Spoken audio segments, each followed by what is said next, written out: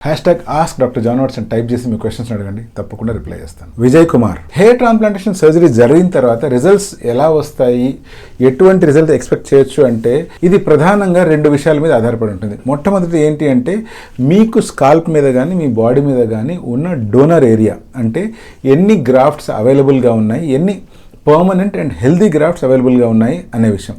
రెండో విషయం ఏంటి అంటే మీరు చూస్ చేసుకునే మీ సర్జన్, మీ హెయిర్ ట్రాన్స్ప్లాంట్ సర్జన్ ఎవరైతే ఉన్నారో ప్రాపర్గా ఎక్స్పీరియన్స్ ఉన్నారా లేదా, వాళ్ళు చేస్తున్న సర్జరీ గురించి ప్రాపర్ అవగాహన ఉందా లేదా, సర్జరీ అవుట్కమ్ ఎలా ఉండబోతుంది అనే దాని గురించి వాళ్ళు మీకు ప్రాపర్గా ఎక్స్ప్లెయిన్ చేయగలుగుతున్నారా లేదా. ఈ 2 విషయాలే మీ అవుట్కమ్ని డిసైడ్ చేస్తాయి. ఈ 2 మాత్రమే కాకుండా సర్జరీ ఎటువంటి టెక్నిక్తో చేస్తున్నారు, పోస్ట్ సర్జరీ కేర్ మీరు ప్రాపర్గా తీసుకుంటున్నారా లేదా, మీ సర్జికల్ టీమ్ మీకు తర్వాత ప్రాపర్గా ఫాలో అప్ చేస్తున్నారా లేదా, వీటన్నిటి మీద కూడా డిపెండ్ అవుతుంది.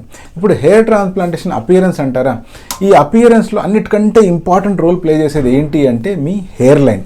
ఎందుకంటే మీ కళ్ళెదురుగా కనిపించేది అది. హెయిర్ లైన్ కనుక మీరు ప్రాపర్గా డిజైన్ చేయించుకున్నారు అంటే half of the job done. నేను ప్రతిసారి చెప్తూ ఉంటాను, ఎప్పుడు హెయిర్ లైన్ డిజైన్ చేసుకున్నా మెచ్యూర్ మేల్ ప్యాటర్న్ని ఫాలో అవ్వండి. మెచ్యూర్ మేల్ ప్యాటర్న్ ఎప్పుడైతే ఫాలో అవుతారో, మరీ కిందికి టీనేజ్ హెయిర్ లైన్స్ కాకుండా ఈ హెయిర్ లైన్ అనేటువంటిది కొంచెం న్యూట్రల్గా ఉండడం వల్ల ఏజ్ మీకు పెరిగే కొద్దీ కూడా ఈ హెయిర్ లైన్ యాప్ట్గా కనిపిస్తుంది. ఇంకో ఇన్ఫ్లుయెన్స్ చేసే ఫ్యాక్టర్ ఏంటి అంటే హెయిర్ డెన్సిటీ.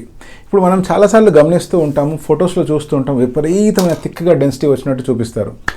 బట్ ఆ డెన్సిటీ ఆ ఒక్క ఫోటో వరకే మిగిలి ఉందా, లేకపోతే తర్వాత కూడా ఆ వ్యక్తికి అదే డెన్సిటీ కంటిన్యూ అవుతుందా లేదా అనేది మనకు ఎవరు ప్రాపర్గా చెప్పరు. నిజానికి హెయిర్ ట్రాన్స్ప్లాంటేషన్ చేసినప్పుడు డెన్సిటీ అనేటువంటిది ఆ వ్యక్తికి ఉన్న స్కాల్ప్లో ఉండే ప్రాపర్ బ్లడ్ సప్లైని, తనకుండే హెయిర్ డోనర్ ఏరియాని, ఇవన్నిటినీ దృష్టిలో ఉంచుకొని ఒక ప్రాపర్ డెన్సిటీని ఇవ్వడం ఎంతైనా అవసరం. అన్నెసెసరీగా జస్ట్ నంబర్స్ కోసమని ఎక్కువ డెన్సిటీ పెట్టినంత మాత్రాన అంత డెన్సిటీ గ్రో అవుతుందా అంటే అటువంటి గ్యారంటీ ఏమీ లేదు. ఎందుకంటే బ్లడ్ సప్లై కాంపిటీషన్ వల్ల ఆ ఏరియాలో ఇస్కీమియా రావచ్చు, అంటే ఆ ఏరియాలో బ్లడ్ సప్లై తగ్గిపోవడం వల్ల హెయిర్ అనేటువంటివి చచ్చిపోయే అవకాశం ఉంది. అందుకని హెయిర్ డెన్సిటీని కూడా మీ డాక్టర్కే వదిలేయండి. ప్రాపర్గా మీ స్కాల్ప్ని బట్టి ఎప్పుడైతే కరెక్ట్ డెన్సిటీ చూస్ చేస్తారో ఆ రిజల్ట్ అనేటువంటివి కూడా చాలా న్యాచురల్గా వచ్చే అవకాశం ఉంది.